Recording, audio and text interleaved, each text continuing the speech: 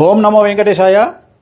2026 అంటే ఈ సంవత్సరము మే 25వ తేదీ నుండి తమిళ సాంప్రదాయం ప్రకారము జూన్ 2వ తేదీ అంటే వచ్చిన 2వ తేదీ మన సాంప్రదాయం ప్రకారము గురు మార్పు గురు పైచి అనేది కనిపిస్తూ ఉంది. మనకు మిథున రాశి నుండి కర్కాటక రాశిలోకి ప్రవేశము మరియు సెప్టెంబర్లో కర్కాటక రాశి నుండి సింహరాశి ప్రవేశం అనేటువంటిది కనిపిస్తూ ఉంది. సో దీనికి సంబంధించి గురువు అతిచారంలోకి వెళ్తూ ఉన్నాడు. గత వీడియోలో నేను చెప్పినట్టుగా పెను సంచలనాలు నమోదయ్యేటువంటి అవకాశాలు కనిపిస్తున్నాయి అని చెప్పడం జరిగింది. దాని ప్రకారమే గత 5 రాష్ట్రాల ఎన్నికలను కనుక గమనించినట్లయితే బెంగాల్ మరియు తమిళనాడు కాంట్రవర్సీస్ మనం చూస్తూ ఉన్నాము. సో విజయ్ జాతక రీత్యా అలాగే విజయ్ త్రిష కాంబినేషన్ కనుక తీసుకున్నట్లయితే వాళ్ళ కాంబినేషన్ ఏకనాడి కాంబినేషన్ అయ్యింది. కాబట్టి ఒకవేళ త్రిష లేకుండా ఉంటే విజయ్ యొక్క రిజల్ట్ వేరే రకంగా ఉండేది. బట్ విజయ్ జాతక రీత్యా కనుక గమనించినట్లయితే తమిళనాడు రాష్ట్ర జాతక రీత్యా గమనించినట్లయితే ఒకవేళ విజయ్ సీఎం అయినప్పటికీ కూడా ఖచ్చితంగా తమిళనాడులో మళ్ళీ ఎలక్షన్లు వచ్చేటువంటి అవకాశాలు 100కి 1000% కనిపిస్తూ ఉన్నాయి. అంటే రాజకీయ ప్రభుత్వ అస్థిరత అనేటువంటిది తమిళనాడు రాష్ట్రంలో ఖచ్చితంగా కనిపిస్తూ ఉంది గురువు మార్పు వల్ల. ఎందుకంటే గురువు మారినటువంటి రాశిని బట్టి తీసుకుంటే, రాష్ట్రం యొక్క రాశిని బట్టి తీసుకుంటే పెను సంచలనాలు ఆ గురువుకు సంబంధించినటువంటి రాష్ట్రాలలో ఏర్పడేటువంటి అవకాశాలు కనిపిస్తూ ఉన్నాయి. దాని కారణం చేత తమిళనాడు రాష్ట్రంలో ఖచ్చితంగా మళ్ళీ తిరిగి ఎలక్షన్లు వచ్చేటువంటి అవకాశం కనిపిస్తూ ఉంది.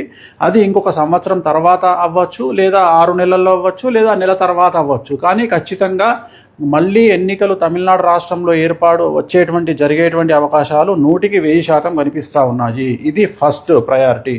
రెండవది, పశ్చిమ బెంగాల్ రాష్ట్రానికి సంబంధించి ఒకవేళ బీజేపీ ప్రభుత్వం ఏర్పాటు చేసినా కూడా మళ్ళీ ఖచ్చితంగా రాష్ట్రపతి పాలన విధించేటువంటి అవకాశాలు కనిపిస్తూ ఉన్నాయి. ఇక మీదట మమతా బెనర్జీ జాతకంలో తిరిగి ఎన్నికలలో పోటీ చేసి మళ్ళీ ముఖ్యమంత్రి అయ్యేటువంటి యోగము మమతా బెనర్జీ జాతకంలో కనిపించడం లేదు.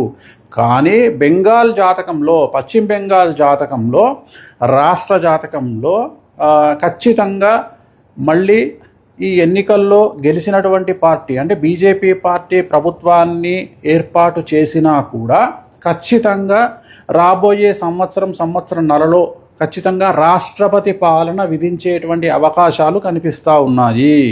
కారణము బెంగాల్ రాష్ట్రానికి సంబంధించినటువంటి పశ్చిమ బెంగాల్ రాష్ట్రానికి సంబంధించిన జాతకం పరంగా రాబోయే సంవత్సరంన్నర పాటు మమతా బెనర్జీ జాతకంలో 2027 సెప్టెంబర్ వరకు అష్టమ శని నడుస్తూ ఉంది. సో ఖచ్చితంగా అలాగే రాష్ట్ర జాతక రీత్యా 2027 సెప్టెంబర్ వరకు అర్ధాష్టమ శని నడుస్తూ ఉంది.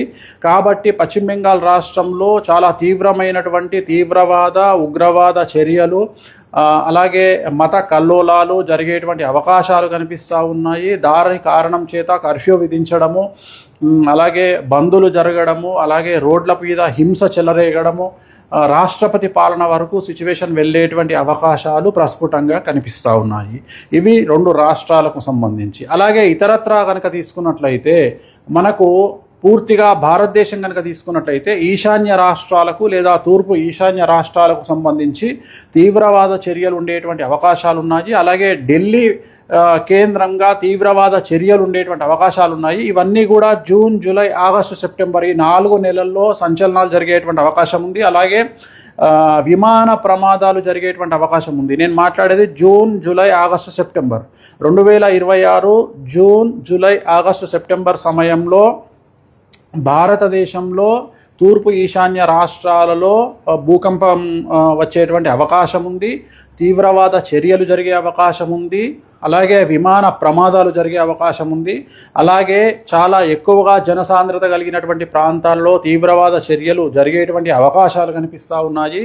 అలాగే ఈ 4 నెలల్లో 2026 జూన్, జూలై, ఆగస్టు, సెప్టెంబర్ సమయంలో విమాన ప్రమాదములు జరగడము, ప్రముఖ వ్యక్తి విమాన ప్రమాదంలో చనిపోవడము, లేదా ఈ 4 నెలల్లో ప్రముఖ వ్యక్తి, అది సెలబ్రిటీ, రాజకీయాలు అవ్వచ్చు, సినిమా అవ్వచ్చు, ఇంకోటి అవ్వచ్చు, కాంట్రవర్షియల్ డెత్ ఉండేటువంటి అవకాశాలు ఉన్నాయి.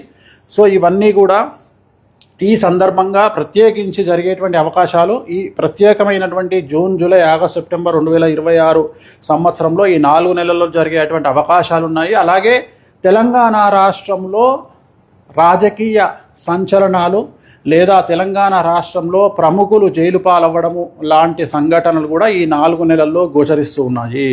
అలాగే ఈ సంవత్సరం కనుక తీసుకున్నట్లయితే ముఖ్యంగా వ్యక్తిగతమైనటువంటి అంశాల జోలికి వచ్చినట్లయితే నేను ఇంతకు ముందు నుండి సంవత్సరం నుండి చెప్తా ఉన్నా, గురువు అతిచారంలోకి వచ్చినప్పుడు సంచలనాలు ఉంటాయని. సో ADCMSLI అనేటువంటి లెటర్లతో ఉండేటువంటి వాళ్లకు సమస్యలు ఉండబోతా ఉన్నాయి, ఇంక్లూడింగ్ T.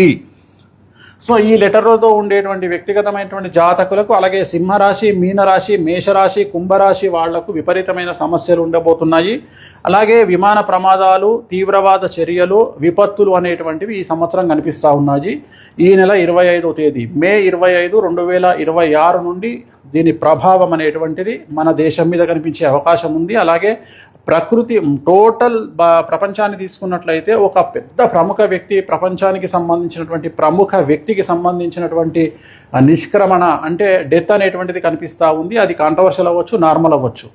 సో ఇది ఓవరాల్గా చాలా సంచలనమైన ప్రిడిక్షను. రాబోయే కాలంలో గురువు వల్ల ఈ సమస్యలు రాబోతూ ఉన్నాయి. ఓం నమో వెంకటేశాయ.